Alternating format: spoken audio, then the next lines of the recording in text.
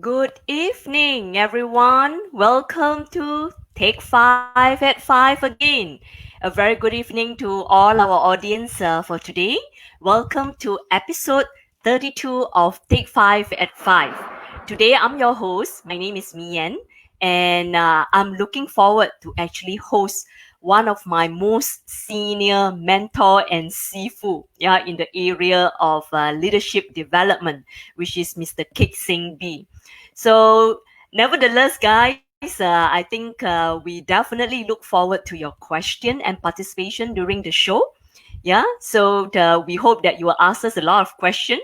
Singbi is a very seasoned trainer and speaker. He will definitely welcome a lot of questions from all of you. Like I say today, I'm so honored and privileged to be hosting Singbi. So let me do the proper official introduction for Singbi. So Mr. Keek Singbi, he's a partner with DPI Strategic Consultant Sendrian Berhad. And Singbi actually was a social worker from NUS Singapore. And Singbi was working as a social worker at the National Council of Social Service for 3 years before actually Singbi embarked on training and consulting career. So he has taught quite a number of years in the Singapore Civil Service Institute before Singbi decided to come back to Malaysia. After being in Singapore for 10 years, Singbi came back to KL and he joined the Hay Group, and he was appointed as the country manager of Hay Group just after 4 years. And over the next few years at that group, he actually went on to lead Hay Group Asia Pacific region, in the area of organization effectiveness and management development.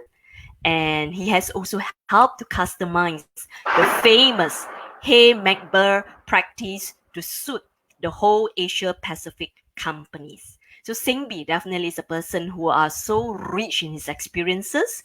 After 10 years in the Hay Group, Singbi has actually embarked on his own journey consulting in this region, focusing heavily on the 360 assessment and development of talent. And just a bit of our personal background.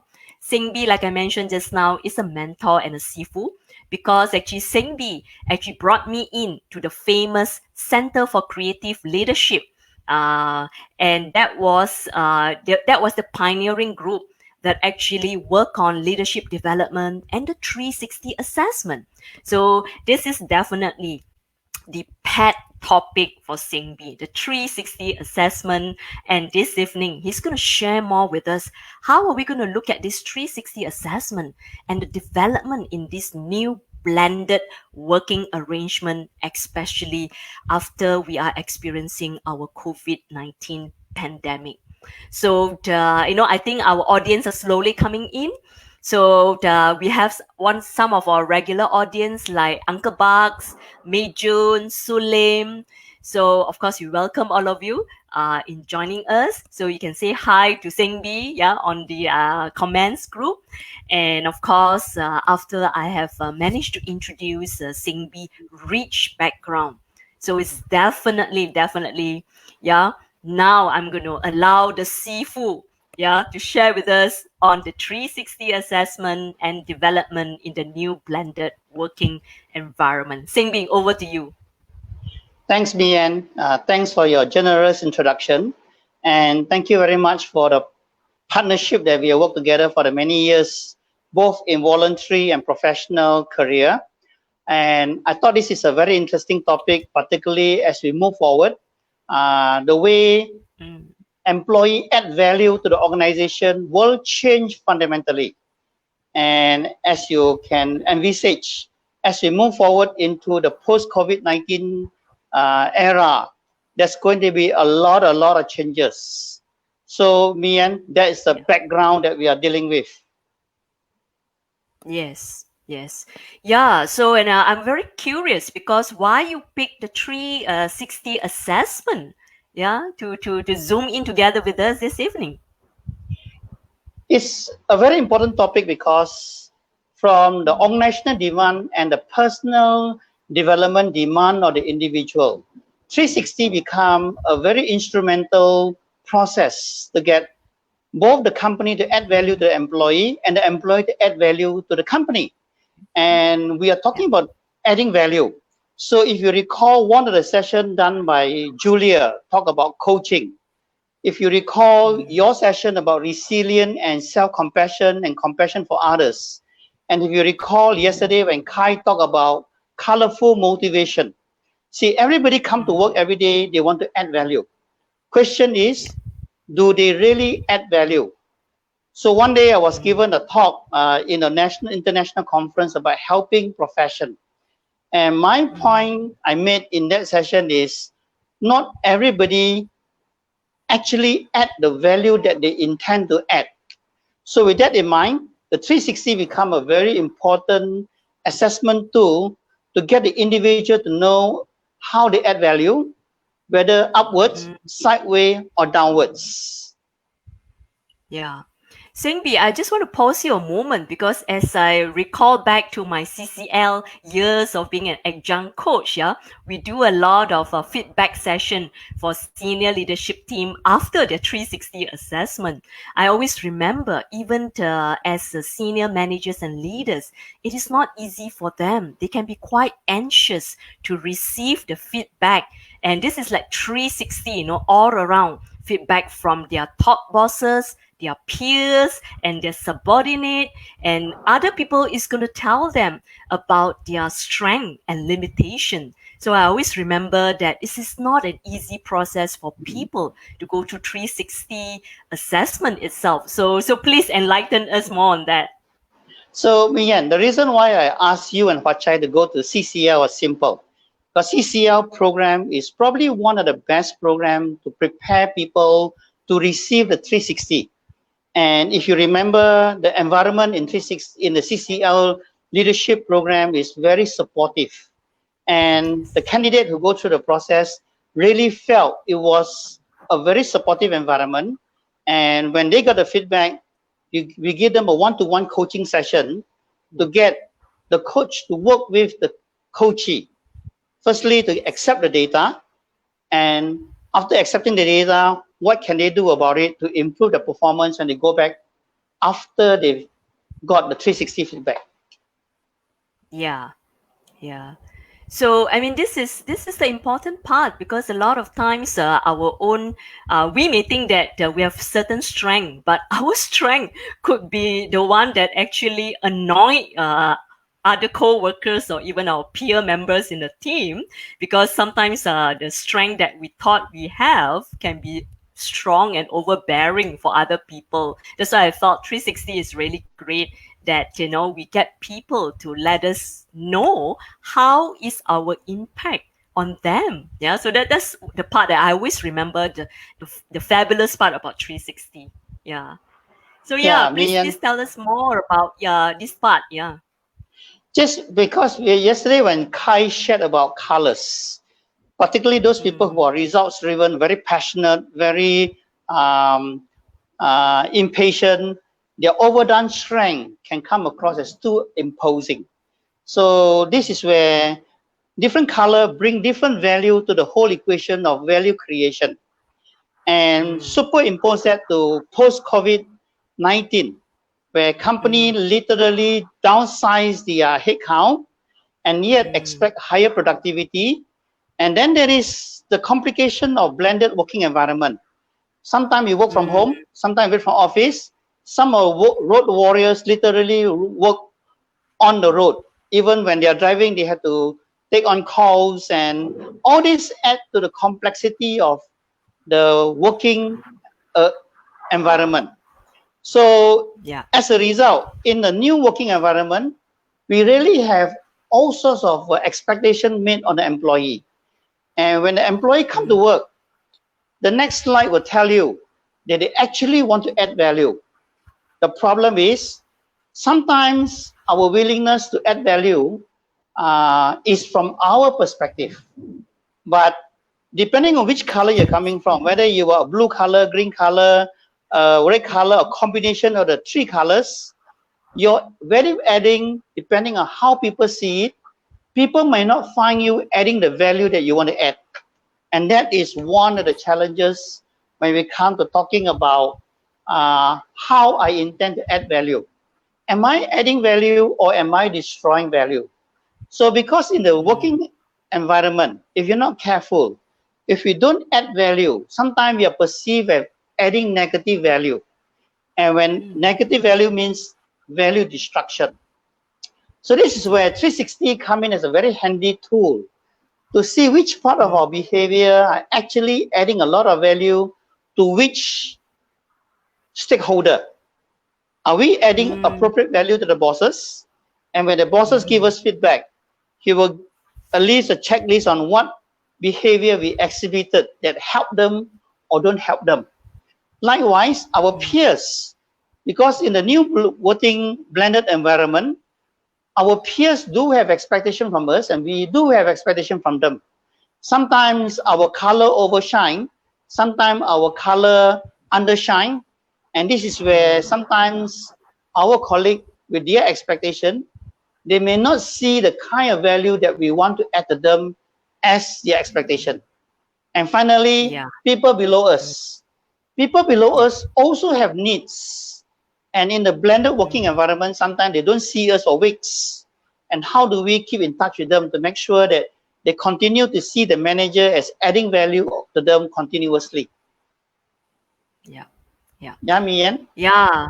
Yes, I mean that's rightly so, Singbi. I can really attune to what you say about this new blended working arrangement, because those days, if anything, as a manager, we can just walk to our employee and nudge our employee, hey, Singbi, So, but now all of us are like, we're looking at a screen. Sometimes with poor internet connection, it's so hard for us to gauge with each other where we are after, like you say, many weeks of in-person or face-to-face interaction. So therefore, I think definitely this 360 assessment become much more important.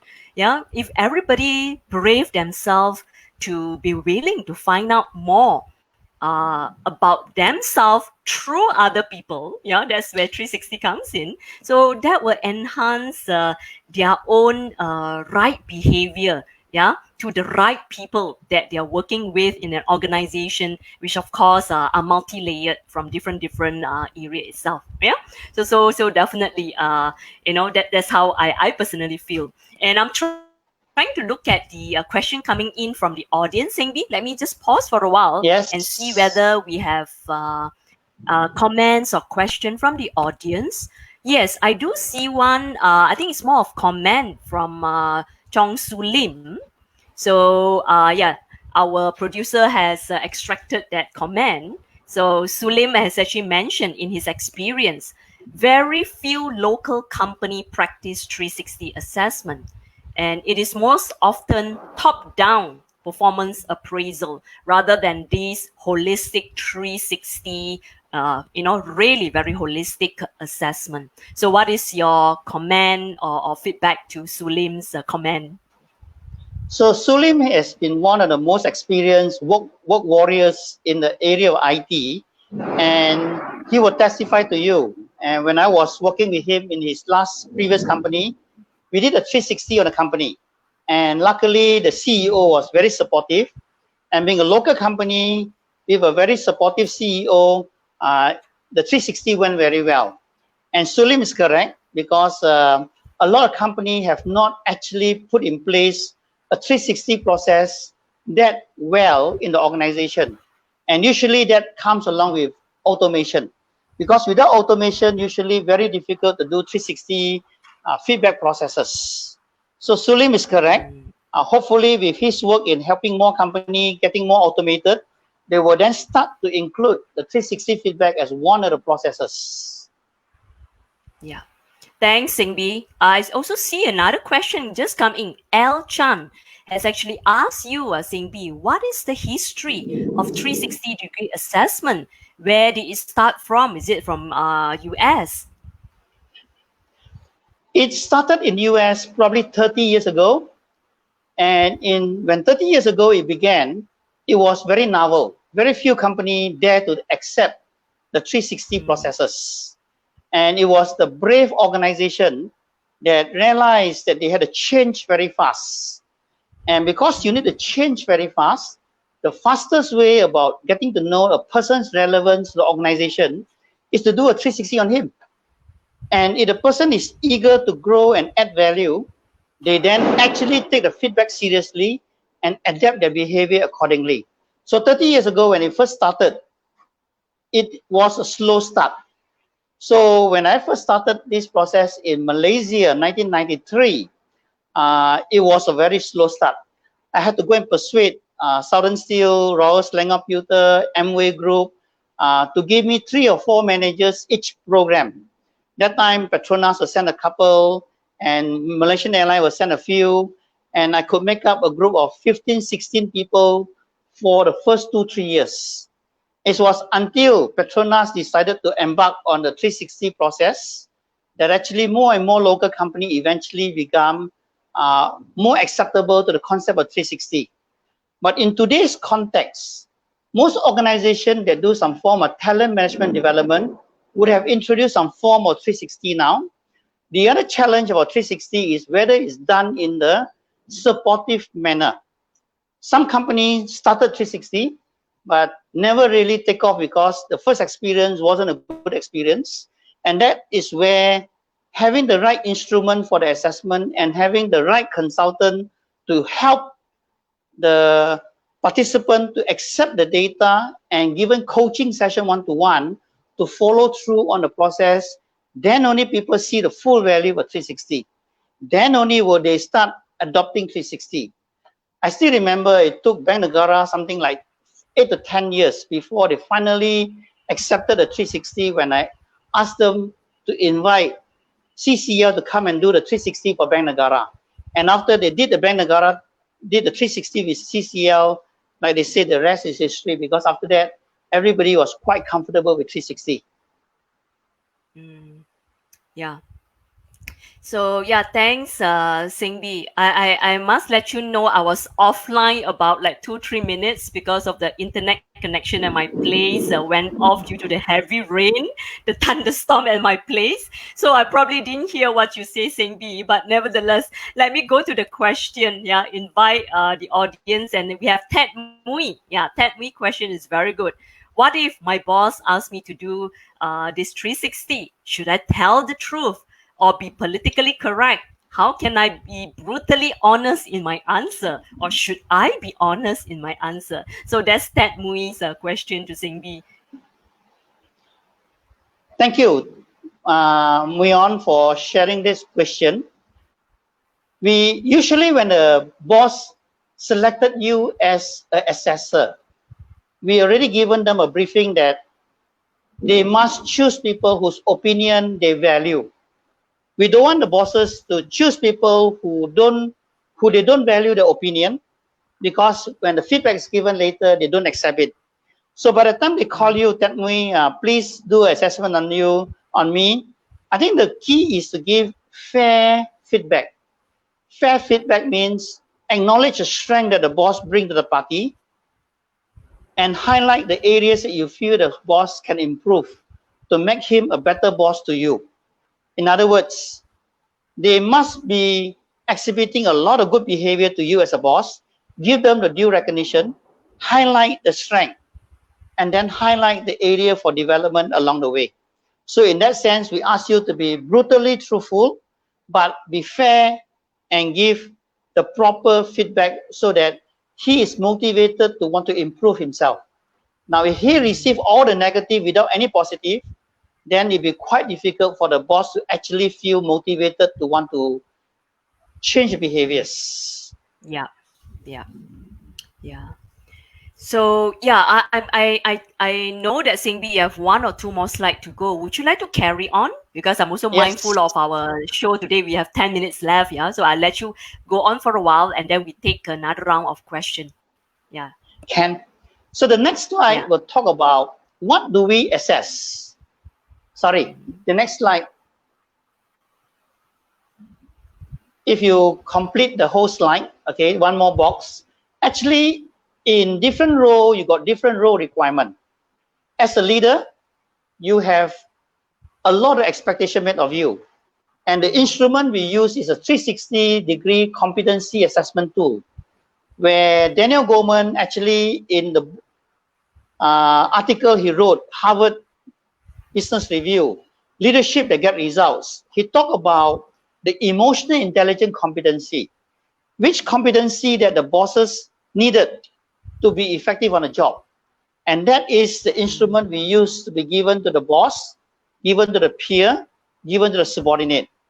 Now, this is only one aspect of the 360 because the job person match or mismatch usually lead to another variable called leadership style. So the leadership style instrument, we ask the manager to rate himself and we ask the 3 or 5 subordinate to rate him so that we give him a sense of what leadership style that he presented that add value to them and which leadership style that don't add value to them. If you recall Tan Hua Chai session, Tan Hua Chai in the TakeFiveAtFive talk a lot about do the leaders provide leadership or do the leader give leadership? If you remember ship versus ship, that is Yes. a component that we assess the leader on. And finally, the third instrument we use to assess is organizational climate that the manager experienced and the climate that the manager created for the subordinate. So this is the instrument that we use automated and given to the various assessor to give feedback. And after the workshop, after the assessment is done, we compile into a simple report and then in the one-day session, give the feedback to the participant piece by piece, layer by layer, like peeling the onion, so that by the end of the one day, he get a sense of how he see himself, how his boss see him, how his peers see him, and how his subordinates see him. And then based on that, we will sit down with them on one-to-one to help them interpret the data and then work on areas that he want to improve on. Yeah. Yeah. Ian? Yeah. Yes. Thanks, Cindy, for that. With your sharing on this slide, I want to shift to a very good question that I glanced from the live comment from Yvonne Low. So Yvonne actually mentioned that should 360 assessment be targeted at certain individuals, example, talents that the manager wants to develop or characters that the manager want to change or want to manage? Yeah. So what do you think about Yvonne's question? Different company use 360 for different purpose. Mm, The most frequently used is for talent identification and development. And this is probably one of the most well-used instrument for talent management development. However, there are companies who wanted to make sure that they do organizational development. And in the organizational development activity, they usually get the whole leadership team to go through the 360 so that the team can help each other and support each other to develop a much more motivating climate and help each other to support the change initiative that they want to do. So changing behavior is a must because when we move into the future, we want manager who can engage more people at all levels. mm, So some behaviors of the manager that can be very destructive to the organization may have to be minimized. For example, some local company, we have managers who enjoy scolding people. So scolding behaviors are actually not very appropriate in a professional setting.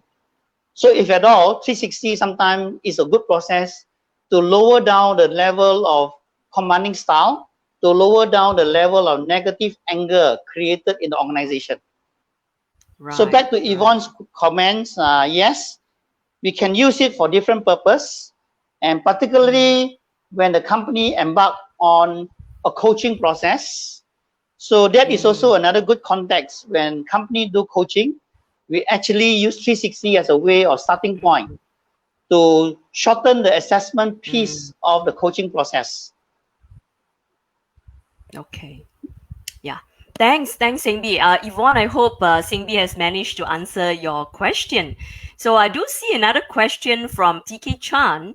He has actually asked that some companies have abandoned 360 assessment, yeah, and switched to talent development. So what could have caused that change or that preference, that switching from 360 to, talent development? So 360 originally was a very powerful tool for talent development. So unfortunately, if you go back to Mr. Loy's session, when sometimes all this instrumentation are used in the wrong context, they get negative reaction. Company sometimes got a shock with a negative reaction. They abandon the tool. So sometimes it's like shooting the postman for bringing the bad news. And actually 360 is still one of the best tools to help in talent development, because unless you assess the capability of the talent don't really know where they should be improving on. So sometimes we send people for all the training program, and actually if the training program is not relevant to the coachee, not that relevant to the talent himself, he go through the motion, but he never really improved anything because it wasn't a relevant program. But after the 360 assessment, he discovered he must go for improvement on negotiation skill. He must develop in self-management skill. He must develop compassion skill. Then when we send them for a program, it is very relevant. They then become much more open to going through learning about the program itself. Nian? Okay, I don't see Mian again. Probably he go off lane. Yeah, I I went think off. So I'll come in between while we are waiting for Mian to come back, right? So right. let's address. There are a few more questions here from the audience. I saw a few just now. Hold on. All right, how about this one, right? So El Chan is asking if management mindset is stubborn against 360-degree implementation. Should the CEO change the entire management? It's a very interesting question here. Yeah, Sengvi. I think this is a frequently asked question, and it happened very frequently. First thing first, if the CEO is open, the CEO goes through it himself. And if the CEO goes through himself, easy for him to tell his people, I personally been through, and I would like selectively of you to go it and do it yourself. I think this recall with me long ago when we were doing this whole exercise with the Singapore government. I think the senior leadership began first. The senior leadership said, let me start with me first. And if I gone through it and I can go it through, I invite all of you to volunteer one by one. And so some companies do the slowly gradual implementation process rather than forcing everybody to go through the 360. That's another way of slowly influencing people to come to terms with the 360 feedback process. Yeah.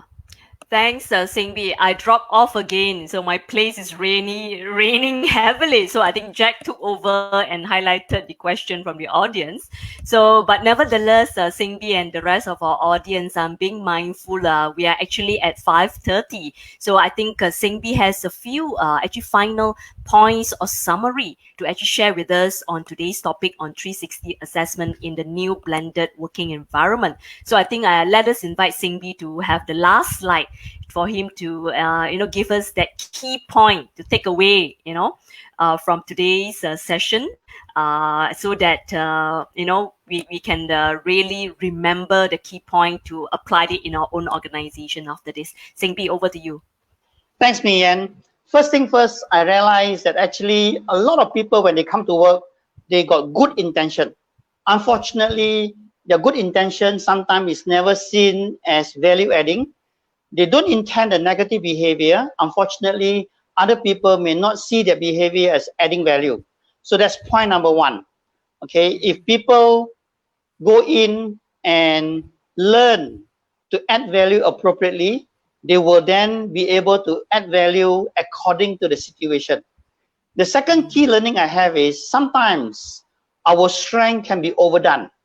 We are very eager to help, and in our eagerness, sometimes we overdo what we should not be doing, and other people see it as over-imposing. So the second key learning is sometimes our good intention, our good strength may be seen as a weakness by other people. The third key learning I have is when your behavior repertoire is missing, one or two key behaviors missing, with proper feedback, with proper support, a lot of people can slowly develop that habitual behavior over time and then make it into a behavior that add value to people. And finally, 360 feedback is about making sure you are relevant to the right audience, whether it's upwards, sideways, or downwards. And to conclude, I thought it'd be nice for me to share the key message from Goldsmith. Goldsmith wrote the book, What Got You Here May Not Get You There, in 2012. So 360 is done in that context, is to help the professional to say, now that I am here, where am I? Where do I go from here? And therefore, what skills and what knowledge should I develop to make me relevant for the future? So Goldsmith summed up very nicely. Tomorrow cannot use yesterday logic. Tomorrow we need to develop into the future, and we must learn about tomorrow and be curious. As Steve Jobs talked about, being curious to learn about the future and go in the future together. Thank you, Mian. Yeah, thank you, Singbi. I think that's the right note to end with, is to brave ourselves with courage to journey on to the tomorrow, which is unknown to us. So, whatever feedback that we're able to get, take that as on moving on to tomorrow to face whatever it comes. So thank you, Singbi, so much for the sharing. I know this is a huge topic, and our show is always challenged because it's a 30 minutes show. But nevertheless, on behalf of Take 5 at 5, we would like to convey our sincere thanks for your sharing this evening. And I'm sure many of us will actually listen to the replay, those especially who missed the live show. Yeah, so with this, we thank you for your sharing. And of course, we thank all our audience today for joining us. And please continue to tune in to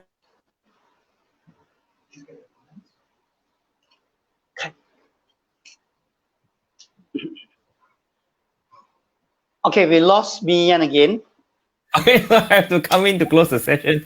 Thank you very much, Sengbi, for joining us in our session today at Take 5 at 5. And for those of you who are watching, thank you very much for staying until the end of the show. Remember, if you have any comments, if you're watching this on the replay, you've got any question, please drop down your question, because Sengbi will also be from time to time dropping in to see if there's any question. If you happen to see your question, he might be able to answer you as well. All right. And Yes. for the rest of you, again, thank you very much. Mian, welcome back. It's challenging with rain. No worries, no worries. Yeah, so it's raining very heavily on my side as well. Yeah, so remember to tune in as well tomorrow at 5 p.m. because we have a very handsome, good-looking speaker for tomorrow's session, which is me, right? So, and this time instead of having a guest speaker, we have a guest host, and we have a guest host from another show called the Elephant in the Room. And the host has agreed to come into our show, Take 5 at 5, not as a guest, but to come in to host me, right? So tomorrow's session, slide design, key differentiation for virtual communication. We're going to explore more about that topic. So thank you, Mian. Thank you, Sengbi. Thank you, everyone. This is Take 5 at 5. See you again tomorrow. Bye.